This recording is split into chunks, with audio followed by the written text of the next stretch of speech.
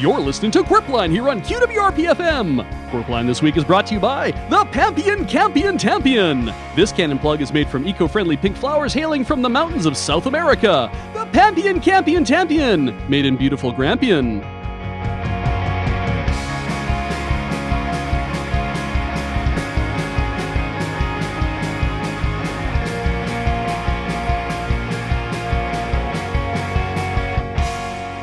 Good morning, Innsbruck. Welcome to Qwerpline. Big G Money here with A-Train. How's it going, Alex? Statistically relevant.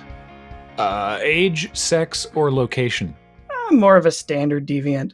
Well, really, we're all outliers here in scenic Innsbruck. Extremely proud and incredibly gross. A gross is 144 of something. Are the slogans getting footnotes now? Yeah, but they don't like to use them on the billboards on account of the weird kerning. I could have sworn that was pronounced Kemming. And now the news.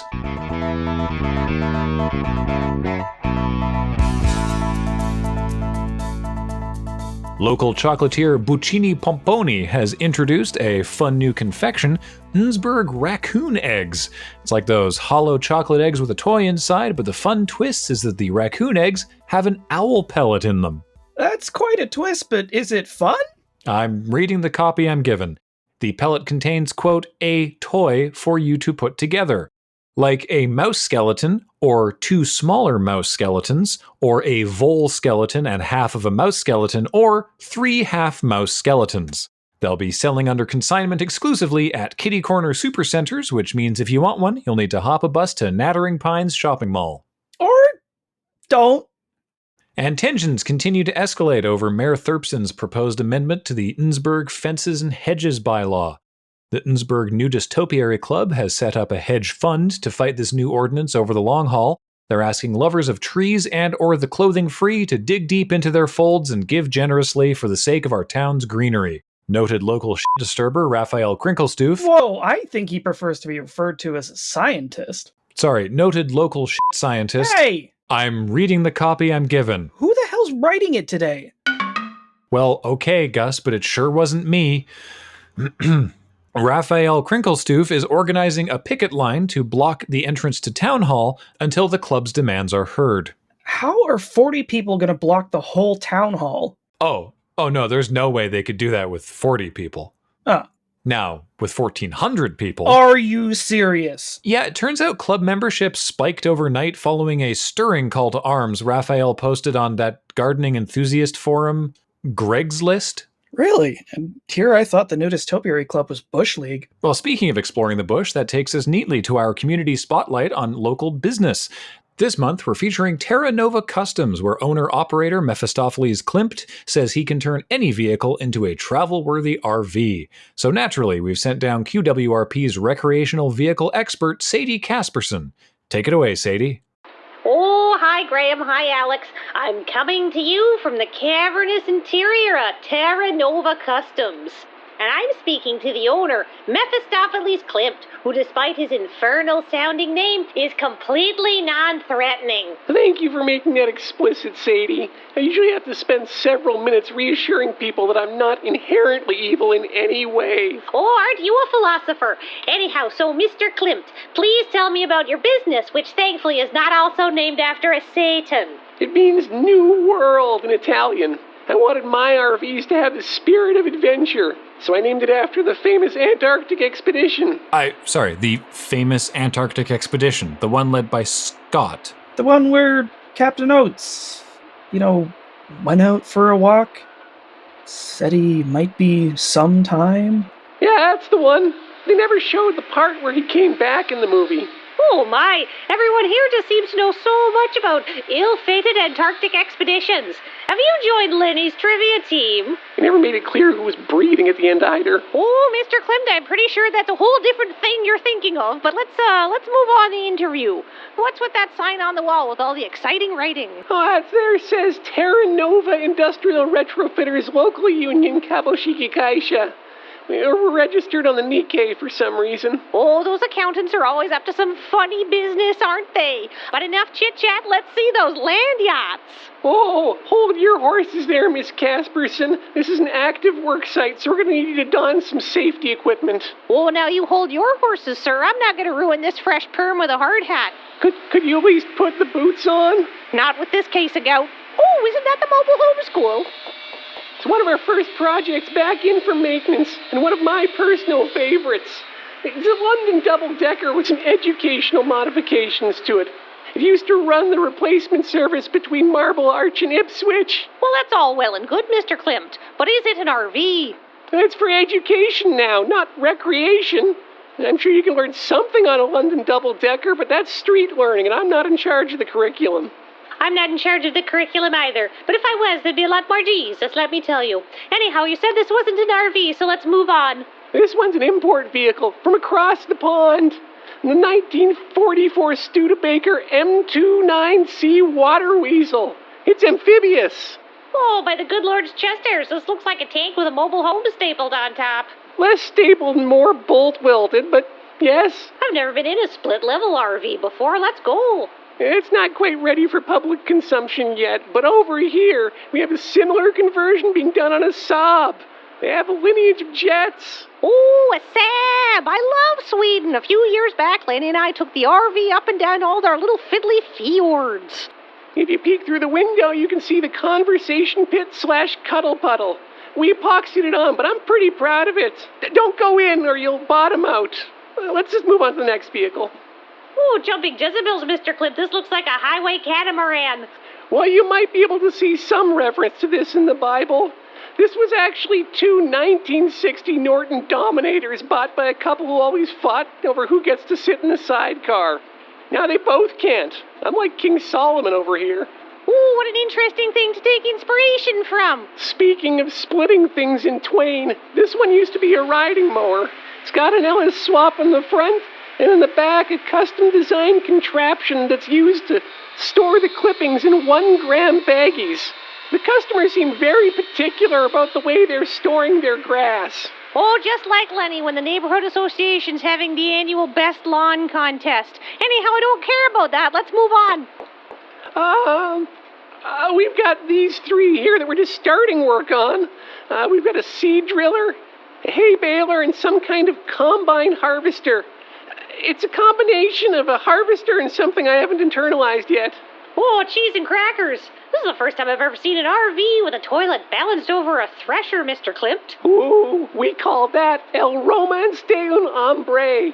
Oh, I'd call it a bit breezy for my taste, I think. Can you show me something that looks less like an abomination, Mr. Klimt? If you're interested in alternative drivetrains, this Piper Cub is now a 2-bedroom with a stove, toilet, and full kitchen. Surely, Mr. Klimt, that's a plane. It can't get off the ground anymore, but it has a bidet. Oh, Liddy loves those. Last time we went to Formosa Palace, he spent 45 minutes in the bathroom.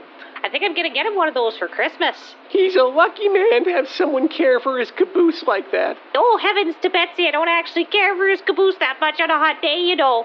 But those are the vows till death do you part. Oh yeah, that reminds me. We also convert old hearses into RVs. And vice versa, if you like. It sounds like if you take any of these on the road, they'll all be hearses after not too long.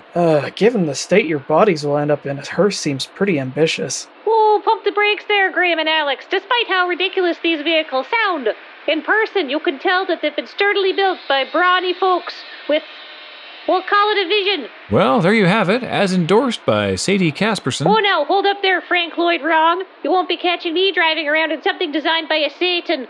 No offense, Mr. Klimt. None detected. But professionally, I do have to remind the listeners that I am not speculatively or operatively involved in the infernal arts. Well, before we let you go, Sadie, how's the weather looking? Oh, honestly, Graham, you're not going to believe this, but this building just has a ton of microclimates. Over by the service desk, rainy. It's overcast by the dyno. And hand to God, by the paint hutches, it's as wet as Lenny's pits on a July day if you're out at Lake Kinesh, too. Sorry, we're getting the dehumidifier fixed. Hey, Mephistopheles, how's my barge coming? Well, we did a test christening just yesterday, and I don't know how to put this to you, Alex, but you'll either need to spring for a stronger haul or find a weaker champagne. Put it on my tab. I got a good deal on that baby duck. Speaking of ill portents, we go now to Richter Hammock Slam up in the QWRP Traffic Quopter. How's it going up there, Richter? Graham, when a listener tunes into traffic, they want to save time. And what is money but a very real and physical manifestation of the abstract concept of time? But enough legal talk. I'm here to give you specifically, Graham, and A-Train, or anyone else in the office with cash on hand, the chance at cleaving your meat budget in trine. What, was cleaving in twain not good enough? A 50% discount is pedestrian, Graham, and you're getting hormoned up, worn out old beef. What you want is the good stuff, fresh from the farm. I know everyone loves the Girl Scout butcher hopefuls, but there's a 5H coven out in the chums that have bred some serious Wagyu. Sugoku umai, they tell me. Sorry, Richter, you're offering me a discount on meat? Am I understanding this right? A good carcass is going to end up around 500 to 550 pounds hanging weight, so we're looking at between $1,100 to $1,500 all in. Can I put you down for a quarter? Or maybe a whole half? Because if we can get the whole cow, that's where we really start saving the money. Oh, we can go to auction! We could save even more if we get that meat hook I wanted for underneath the quopter. Well, I appreciate the invite to this hypothetical half cow. How do I know I'll be getting anything good out of my share of the starboard side of a steer? I can't believe I'm saying this, Richter, but your beef share has my interest piqued. Tell me more. Most people worry they're going to end up with a bunch of hamburger, but with modern butchering techniques, any number of forgotten Orphic cuts are attainable. Where once there was just porterhouse, tri-tip, and chuck, we can now look past that unworked flesh to see the sirloin bavette, Denver steak, and the Pete roti tendre beneath. And it's all wrapped up, ready for the freezer. You even get the option of collecting the offal, which means you can get the tongue, heart, and oxtail. Delicacies all. But I'm all about the quote-unquote dog bones. If you ask me, I paid for the whole cow, and I'm going to use it down to its skeleton. Break those bad boys open and simmer them down to stock, or take a bandsaw to them and roast them for spreading on baguette points. You really haven't lived until... Well, you really should just come by for the next barbecue night. Never thought I'd say this, but you're really selling me here. One further question. How do you divide the cow? I'll cut it straight down the middle like King Solomon. Anyway, I have to go see a guy about picking up a used chest deep freeze, and it's going to take some time tying it to the quopter. So if you live near Dave on Mason Street, you may want to take an alternate route. Also, if you are Dave on Mason Street, I'll be over in 5. Traffic is light, so I'm making incredible time. Back to you, Graham. Thank you, Richter. Now I'm just upset and hungry. Is it weird that I can't tell the difference? I feel like out of any of us, you should be the one who knows the answer to that. I'm waiting for the test to come back. Speaking of which, we go now to summer intern Derek, who is on location with Carly Plunk at the Baskerville Sans Mystery Mansion. How's it going, Derek? Hi, Graham. Hi, Alex. It's me, summer intern Derek, here on location at the Baskerville Sans Mystery Mansion, much like you just said.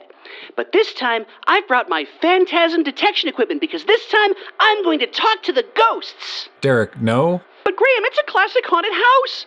If we don't act as responsible citizens and try to discover if there are specters about, then how can we consider ourselves award-worthy media? I'm sorry, Derek. Did you say phantasm detection equipment? But you know, Alex, like infrared thermometers and EMF sensors and ectoplasm hygrometers. Derek, that detects moisture, not ghosts. I beg to differ. In the same way that a hygrometer detects the density of water vapor in the air around you, an ectoplasmic hygrometer detects the density of ghost vapor around you. Derek, what makes you think these work? An excellent question, Graham. As we both know, there's a famous ghost living inside me.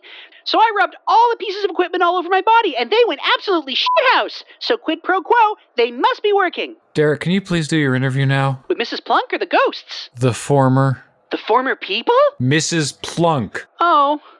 Okay, well, she's standing right here. Oh, for the last time, you ignorant child. Just because we found bodies when we started the renovations doesn't mean it's a haunted house. How terrifying! Scare me more! The scariest thing about this house has been dealing with the vampires at the Innsbruck Municipal Permit Desk. Oh, my dad always said those people were bloodsuckers. Oh, I see your father's also tried to build something in this godforsaken town. Can he recommend any good contractors? Now, Mrs. Plunk, I am your interviewer, and I'll be asking all the hard-hitting questions today. First up, you've owned the Mystery Mansion for several years now, but you've kept it closed the entire time. You said you were fixing it up, but why is there a wall missing from the side of the house? Because nobody in Innsbruck understood my vision, which also turned out to be structurally unstable. So when construction entered its third year, I had this brilliant idea. Why build a luxury hotel and spa when I could build a luxury hotel, spa, and escape room? Of course, the hotel and spa are not open yet, but the escape room is. Sweet! Let's go on a tour. I love escape rooms. I spent a week and a half at Farmer Bumper's once. And we're still paying that off. As much as the thought of having you traipse through my family property fills me with disgust, I suppose we all must make sacrifices. This first escape room is called Unfinished Spa. Wow, it's very on theme. I can definitely believe that sometime in the late future, people will be in here getting hot stones put on their back. What's my first step? I don't want to spoil the solution for your plebeian listeners, but I will give you this hint. It involves installing this stack of Carrara marble tiles. Is that stack of tiles also based on the Towers of Hanoi? I love doing the Towers of Hanoi. You should put the Towers of Hanoi in every one of your escape rooms. Your suggestion has been noted, but as it was offered to me unsolicited, you will not be credited or paid. Moving on, our next escape room is called Active Construction Site. Wow! It's so realistic. You even have an actor in here working on the plumbing. Oh, man, look at him swing that pipe. Yeah, mate, that's why she keep me around. Oh, how do I get past him? Do I have to time my dodges? What? No, that's my husband, Tiffin. He's doing some work on the attraction. Give us a hand, Squire. Grab hold of this ball cock while I try to find my reamer. Is there time for me to try this attraction? Oh, of course you can. First, start with this puzzle, where you have to take measurements for our crown molding. Mrs. Plunk, is the reason that you pivoted away from glamorous day spa and into escape room because you love the dark arts and game design? Or because your expansive renovation project has become a boondoggle? Well, it's hardly my fault your plumbing code is Byzantine. Ooh, fun fact. The Innsbruck plumbing code is that complicated because we have the third most unpredictable water table on the planet. I done it on a water table once. It was all jiggly. And back to my problems. I can't even get my hedge maze built because some bylaw might be amended. Whoa, this escape room's gonna have a hedge maze? No, that's just to keep the pores out. I resent that. I don't have much money and I'm great at mazes. I spent a week and a half at Farmer Bumper's once. And we're still paying that off, too. Well, Mrs. Plunk, I've had a very interesting time here at the Baskerville Sans Mystery Mansion, and you've certainly done a lot to make this a really interesting escape room and not a half-finished hotel and luxury spa. I'm so glad at least one of us found this experience stimulating. I'm just a little sad that I didn't get to use any of my phantasm detection equipment. I don't know how the station's going to amortize it. Derek, just pay for it yourself. On an intern salary? This stuff costs $7,000. I can't afford that. Well, fine. Fire it up then. Okay, if you insist, Graham. Wink, wink, nudge, nudge. It's just picking up low levels of me. Oh, wow! It's really popping off over this mysterious pit. Oh, I'll have a go at her mysterious pit, know what I mean? Wink, wink, nudge, nudge. Oh, I need to leave, and not just because of the ghosts. Back to you. Well, thanks, Derek. Why was he there? We have airtime to fill, and Derek's gotta run off all that energy somehow. Well, that runs us right up to the break. When we come back, Eclipse Week returns to Innsbruck with a triple header. I'm not sure that's celestially possible. Chumble Mitsubishi is offering 3% APR on all new and used Eclipse Coupe, Sedan, and Cabriolet models. Oh, that makes more sense. The sale concludes this weekend after the third lunar totality. Wait, hold up. And Holden over at Innsbruck Organic Greenhouse would like you to come grab his plums. They are cool and delicious and go great in your icebox. Owing to advances in crossbreeding, his trees were very productive this season, and he has too many plums. You may need to twist slightly to release the plums, but once you've got a handful, just stuff them in your cheeks. Are you sure you're not embellishing at all? I am reading the copy I'm given. Stick around, more Qwerpline after this. You're listening to Qwerpline here on QWRP-FM. Thanks again to our sponsor, Pampion Campion Tampion. This cannon plug is made from eco-friendly pink flowers hailing from the mountains of South America. Pampion Campion Tampion. It looks a bit like a champignon.